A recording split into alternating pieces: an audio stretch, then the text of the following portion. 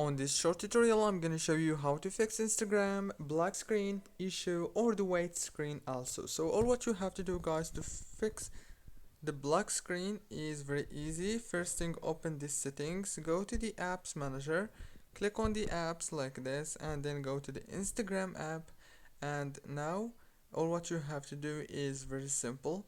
Click on the data usage option and then disable the mobile data and the Wi-Fi and enable them again. Go back, click on this option to stop running the app in the background of your phone, and then click on the storage, click on clear cache to clear all the cache and the problems. Now all what you have to do is update your Instagram and restart your phone, and that's it. Don't forget to like and subscribe, and thank you so much for watching this tutorial until the very end.